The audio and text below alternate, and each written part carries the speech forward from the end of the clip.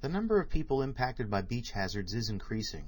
In fact, per the United States Life-Saving Association, also known as the USLA, the number of people who annually attend beaches in the United States, including the Great Lakes, has risen from 285 million in 2008 to 338 million in 2012. The USLA also indicates the average number of rip current drownings in the United States during the same period is up to 110. In addition, thousands of people are rescued from them every year. Rip currents can be so dangerous that they're often referred to as drowning machines by lifeguards. As a result, if you visit the beach, it is important that you know how to spot a rip, what to do if you get caught in one, and how to respond if you see someone caught in a rip current.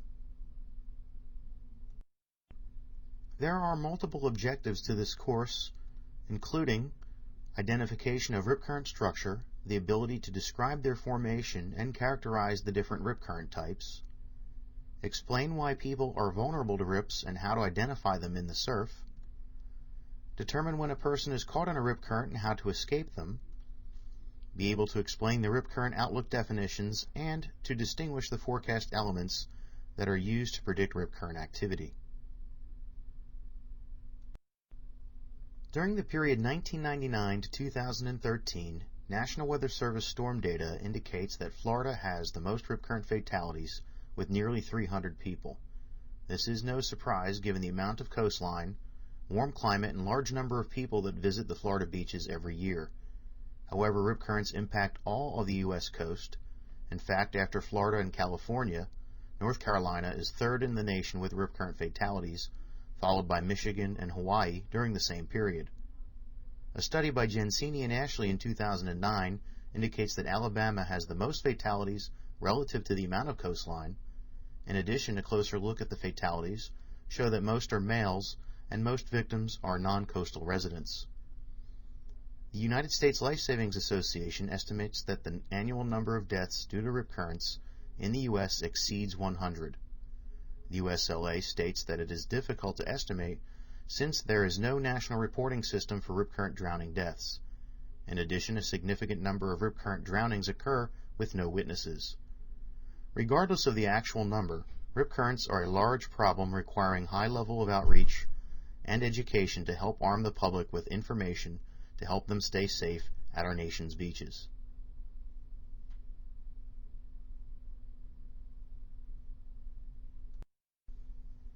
Rip currents are mistakenly referred to as rip tides and undertow when in fact they are currents that extend through the width of the surf zone. The surf zone is the area just off the beach where breaking waves occur. The surf zone width can change from day to day and hour to hour as approaching waves change in period and fluctuations in tidal cycle occur. Rips are naturally occurring and can happen any day. However, there are several days a year when they become strong, posing a significant hazard to swimmers. Rip currents are narrow and sometimes strong currents that flow away from the beach. The rip is relatively narrow, usually on the order of 30 feet or less, but wider ones and larger sandbar breaks have been observed. In some coastal areas, rip currents wider than 300 feet have been documented. They form at any beach affected by breaking waves, thus rip currents can't develop in small bodies of water. They can also form in large bodies of water where longshore currents become directed offshore by geographical features such as headlands or man-made features such as piers. Strong rip currents can exceed 6 miles per hour, which is faster than the speed attained by Olympic swimmers. When the surf zone is large, which depends on the tide, period of incoming waves, bathymetry, and coastal geography, rip currents may extend off the coast farther than the length of a football field. Rip currents are comprised of 3 important parts including feeders, neck, and head. There could be 1 or 2 feeders associated with a rip current. The feeders are the part of the rip current that feed water into the current near the shoreline. This is the part of the rip that people may initially feel pulling them away from the beach. The neck is the strongest part of the rip current. Speeds within the neck region may be fast enough to pull swimmers away from the beach very quickly. In fact, speeds in the neck can be faster than an Olympic swimmer and have widths typically 30 feet or less. Keep in mind that rip currents do vary in size and intensity depending on a multitude of factors. The final segment of a rip current is the head. The feeders flow into the neck, and the current in the neck weakens in the head area. In the head, a rip current spreads outward and dissipates as the water depth increases beyond the sandbar. People who get carried into the head find they have a long way to swim back to shore. In this aerial photograph, the three parts of a rip current are easily identified. The feeders indicated by A are the parts of the current that feed water near the shoreline into the rip current. The neck, shown by location B, is the part of the current that carries people away from the beach and is the strongest part of the current. Location C is the head of the rip current, where the current weakens usually just beyond the breaking waves. In this case, the sandbars on the flanks of the neck are nearly exposed. If the water level over the bar continues to drop with the tide, then it is possible that the rip current in this case could dissipate. However, as soon as the tide comes back, the rip current would likely reform, since the rip channel or break in the sandbar will likely reside here for some time. For a rip current to form, the surf zone needs to be sufficiently tuned by incoming wave energy with modulation by the tides. Long period swells from distant storms and/or persistent wind waves directed nearly perpendicular to the shoreline can create a surf zone that is conducive for the formation of strong rip currents. The breaking waves pile water onto the beach, and the larger the breaking waves, typically the stronger rip currents can become. As the water piles up along the shoreline, it is acted upon by gravity, and the water flowing back into the surf seeks the path of least resistance, which is usually a break in the sandbar. Ultimately, the strength of the rip current is determined by the amount of incoming wave energy and the tide level, which dictates the water depth on top of the sandbars. As the tide falls, the water depth over the bar becomes restrictive, which forces more water through the breaks in the sandbars, causing a strong rip current to form. As water depth increases over the sandbars with high tide, oftentimes rip currents can weaken because less water is forced through the breaks in the bars. The modulation by tides is why most of the stronger rip currents are observed a few hours either side of low tide. Rip currents that occur at high tide can create their own danger because at higher tides, the water depth could quickly exceed a swimmer's height and the swimmer would not be able to touch the bottom. Eventually, the rip current encounters deeper water beyond the sandbar and the neck spreads out into the head, allowing the current to dissipate. It should be stressed that rip currents can occur at any time, any day, regardless of the tidal cycle. Also, interference from multiple swells and infragravity waves in the ocean can tune the surf to create rip currents. However, these two topics will not be covered in this training. There are four main types of rip currents that have been documented, and each type can be deadly in certain situations. The permanent rip current always develops in the same location when wave and tide conditions are tuned properly. These rips are typically associated with man-made structures such as piers, jetties, revetments, or groins. They can also form along non-man-made features along the coast, such as prominent points or reefs. A fixed rip current occurs along beaches directly void of man-made structures or prominent points of land. These rip currents are found in one general location most times and are strongly influenced by surf conditions as well as the shape of the coast and nearby sandbars. A good place to find this type of rip is along an intermediate location of a cusp between 2 points along the beach. As the configuration of the beach and surf zone gradually changes over the weeks and months, the location of this rip will gradually change as well. Large coastal storms can quickly modify the beaches and sandbars, so it is likely that the location of a fixed rip current will change in the wake of large storms. A flash rip current is a short-duration current which is enhanced by heavy surf. This is especially true when large swells from distant extratropical storms or hurricanes increase the amount of wave energy and wave volume dispersed onto the beaches. Flash rip currents are extremely unpredictable because of the temporary conditions they produce, as well as variable locations they form. Traveling rip currents move slowly down the beach aided by prevailing wave direction, and they are shifted by longshore currents. Once the rip current moves out of the area that supported its development, it weakens. Meanwhile, another rip current may develop again in the source area if wave conditions are just right, then begin traveling down the beach before dissipating. The point is, rip currents pulse with the surf beat, and with the width and length of the various types will vary depending on a multitude of conditions, including the bathymetry, wave conditions, currents, beach type and slope, and atmospheric patterns. It should be noted that longshore currents are other types of currents that can be found in the surf zone. These currents flow parallel to the beach. Longshore currents can be dangerous, but mostly stronger longshore currents can quickly carry swimmers significant distances down the beach from where they entered the water. Rip currents can be difficult to identify in the surf, especially from ground level. If the surf is very rough, then even experienced people have a hard time identifying where the rip currents are. The reflection of sunlight on the ocean, depending on the time of the day, may also make the detection of rip currents difficult. They are nearly impossible to identify at night. Second, the worst events, those events with multiple fatalities, often occur with the best weather. In this case, a large storm far out to sea is generating long period swells that cause the rip currents to form. Meanwhile, since the storm is far off the coast, the weather is beautiful at the beaches. People mistakenly assume that since the weather is nice, then the surf conditions will also be tranquil, when in fact they may not be because of the swells. Many rip current casualties are those with little experience swimming in the surf and may have never heard of rip currents before. Children that go to school far inland may not learn about the dangers of the surf like children do along the coast, thus they are less prepared to identify or escape from a rip current. The most important thing to remember is it's very difficult to outswim a rip current. Remember, it might be moving faster than an Olympic swimmer. Most rip current fatalities occur because the victim becomes exhausted trying to swim directly against the current. Rip currents can be terrifying because they can catch you off guard. 1 minute you're playing in the surf, and the next second you're being dragged out to sea very quickly.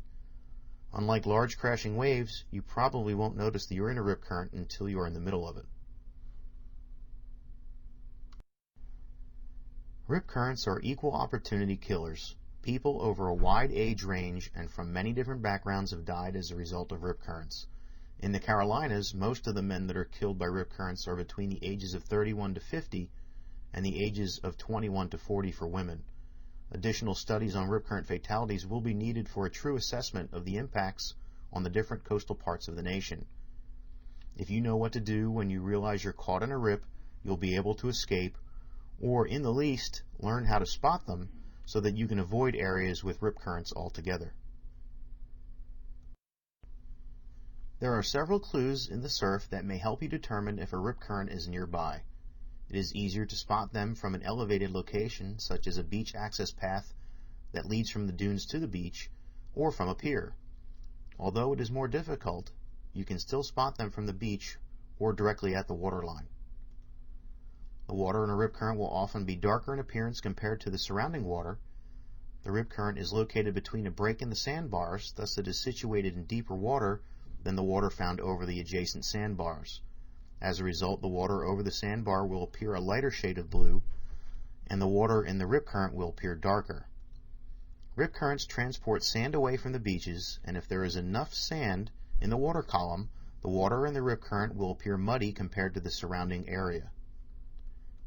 You may notice foam streaming farther out into the surf in a rip current.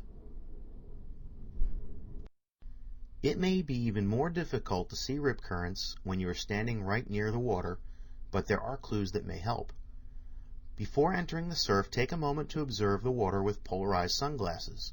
These types of sunglasses will reduce glare and may help you spot a rip. In addition, do not hesitate to ask a lifeguard where rip currents may be located. Lifeguards are very familiar with their beaches, including where rips may develop or already exist. Areas where the waves do not break indicate a potential rip current. As waves approach the coast, they feel bottom and break in shallower areas before they will in deeper areas. Since rips are located in the deeper break between sandbars, they sometimes allow waves to reach the beach before breaking, while they break on the sandbars on each side of the rip. In the stronger cases, you may observe the water flowing seaward or view seaweed or other debris flowing away from the beach. Spotting rip currents takes patience and practice. However, when the surf is extremely rough, it may be impossible to see them. Remember, it is better to take a few minutes to observe the surf from a higher elevation, since they are easier to identify from higher ground. Remember, rip currents can transport sediment away from the shoreline, giving them a muddy appearance. Take a few moments and look over this picture to find the rip.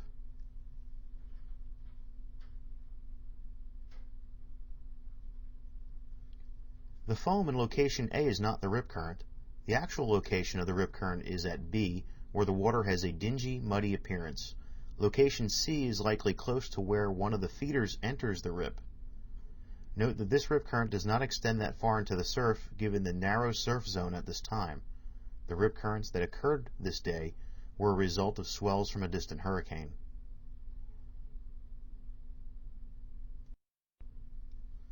Take a few moments to identify the rip current in this picture. Recall that rip currents can also be signified in those locations where there are no breaking waves, because the rip is found in the deeper break between sandbars. Location A is not associated with a rip current and is located on a sandbar. You can tell there is a sandbar in this location because as waves move onto the sandbar, they break, creating whitewater. Location B is not a rip current either. Even though there are no breaking waves in this location, the waves are not breaking here because it is a trough located between the beach and the sandbar, which is just beyond location B. The actual rip current is located at C. The waves are not breaking in this location all the way through the surf zone and is flanked by breaking waves on top of the sandbars the rip current sits between. Most likely, the family in this picture does not realize a rip current is near them. It would be a good idea to show them where the rip current is and let them know to be careful in this area. Take a moment to identify the rip current in this picture. Admittedly, it may be difficult because the beach is not shown. However, the beach is located just off the lower part of the picture, which was taken from a pier. The rip current in this picture is located at C and shows a large swath of foam being carried away from the surf into the head region of the current. This picture was taken at Oak Island, North Carolina, and shows multiple rip currents. This image shows where the rip current looks darker than surrounding areas and locations where there are no breaking waves. How many can you see?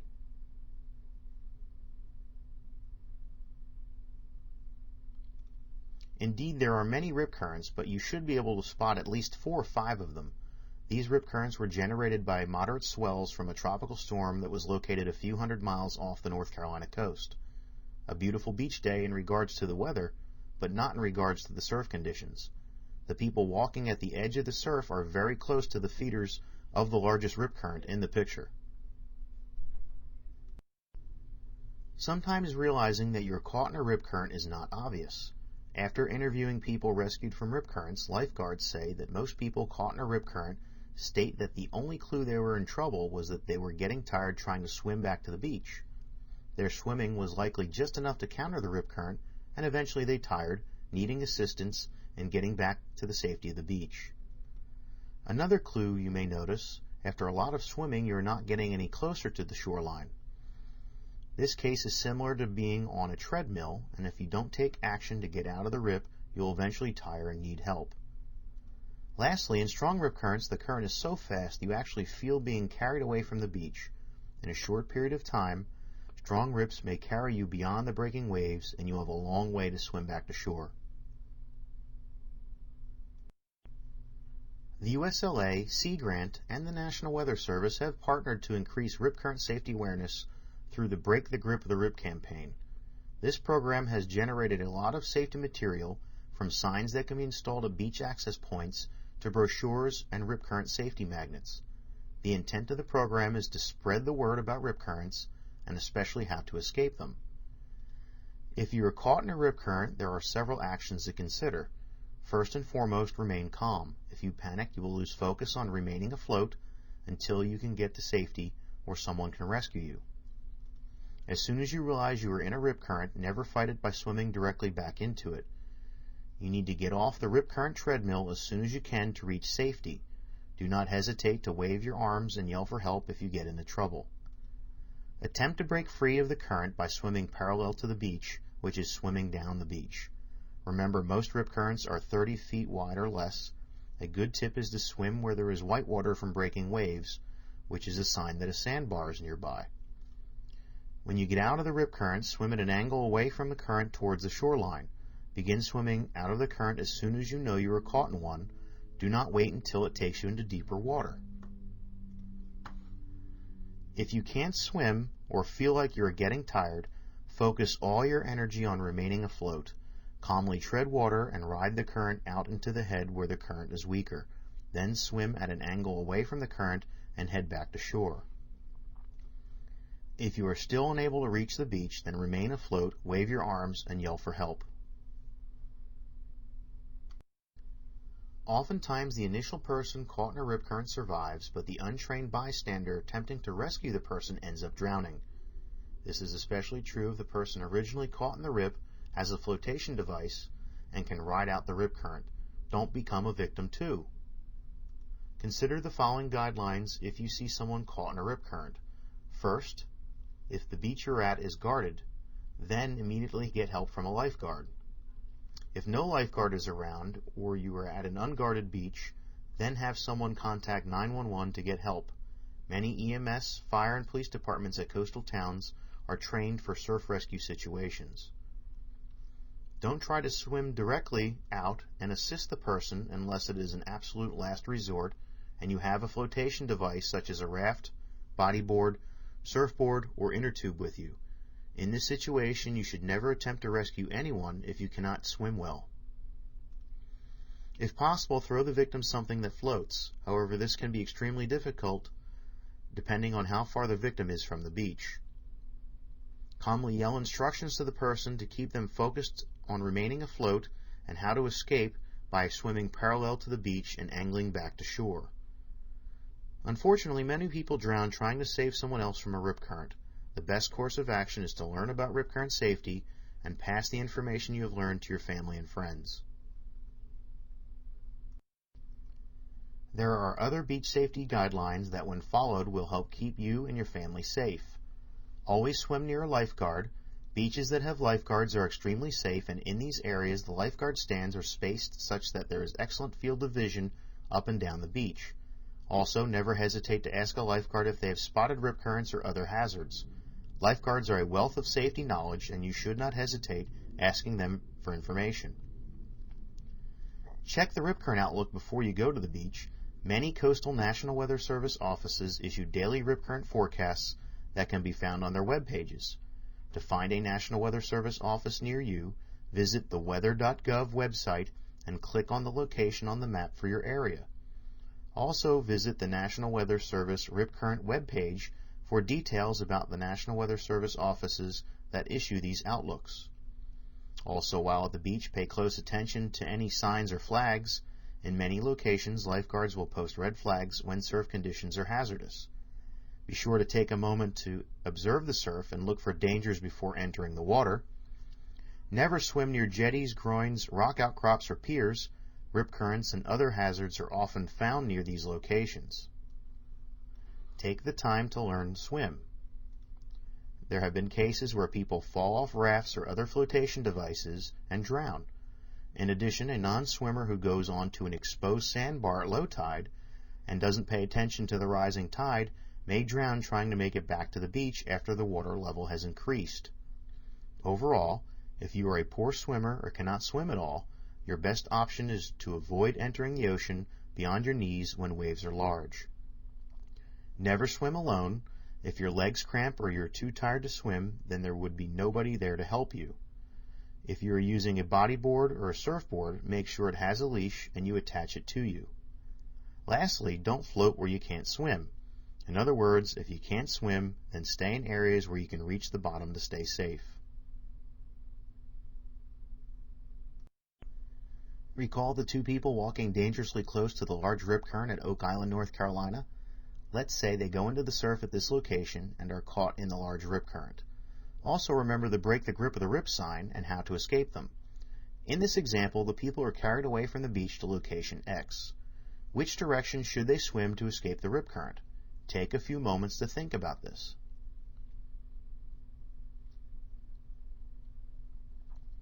Hopefully you chose either location C or A.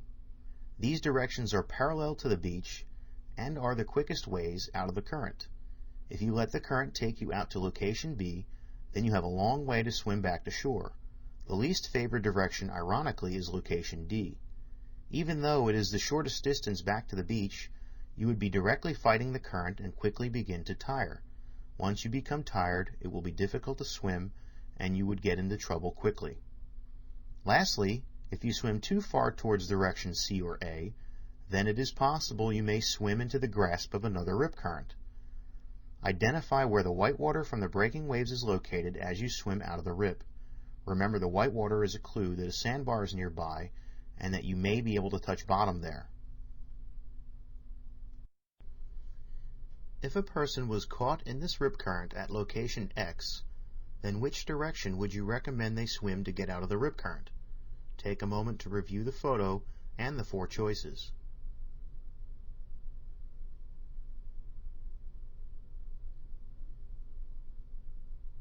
The best directions to swim are parallel to the beach, which are either towards D or B. Head for the whitewater, where the sandbars are located. If all the person does is stay afloat, then they will be carried to location C, and it's a long swim back to shore. The least favorable direction to swim is directly back against the current, which is toward A. Some National Weather Service coastal offices issue daily rip current outlooks. The forecast is given to the public as a 3-tiered risk outlook that includes low, moderate, and high. A low risk means that weather and ocean conditions are not likely to create strong rip currents. However, rip currents can occur at any time, especially near jetties, piers, and unique geological features along the coast. A moderate risk means there is a good chance of seeing strong rip currents develop, given the expected weather and ocean conditions.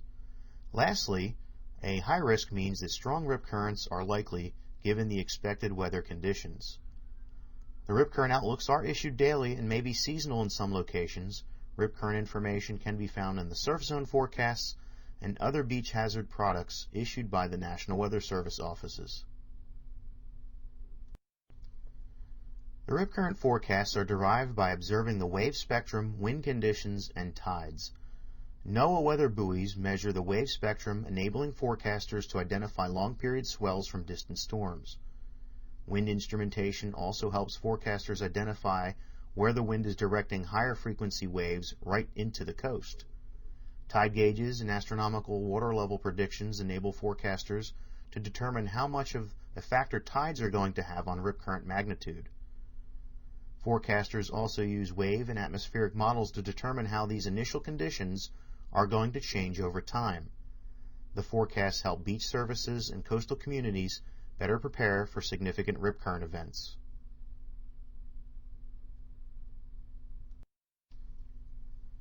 Rip current safety begins with learning about the dangers of rip currents. There are many websites available to learn about these hazards, including ripcurrents.noaa.gov and nws.noaa.gov/beachhazards. Please take a few moments and visit these web pages and our USLA and Sea Grant partner web pages for additional information. In summary, rip currents are estimated to cause more than 100 fatalities in the United States each year and require thousands of rescues from lifeguards. They account for most surf-related rescues. Rips can occur at any beach with breaking waves. The waves pile up along the coast and create an imbalance that results in rip current formation. One reason why rip currents are so dangerous is because the speed in the neck can exceed 6 miles per hour, which is faster than an Olympic swimmer. Typically, the stronger rip currents occur a few hours either side of low tide as the water depth changes over the sandbar, which forces water at a faster rate into the breaks between the sandbars. Rip currents are dangerous because they can be hard to identify, and the worst events often occur when there is good weather. There are several visual clues to help spot a rip current, including dark or murky water appearance, areas where the waves do not break, and seaweed or foam observed spreading away from the beach. Remember, you can't outswim a rip current, but you can swim out of one. Remember to break the grip of the rip sign and never directly swim against the current, as you will tire and not be able to swim for long. Also remember to swim parallel to the beach to escape the current, then head back into shore at an angle away from the rip current. Some National Weather Service offices issue rip current outlooks based on a three-tiered risk outlook consisting of low, moderate, or high. A low risk does not imply that there are no rip currents, but does indicate that the presence of strong rip currents is minimal. Rip currents can still be found near jetties, piers, and other permanent features along the shoreline. Lastly, the rip current risk information can be found in the surf zone forecast and multiple specialized products that focus on beach hazards. Thank you for your time. Any comments and questions are welcome.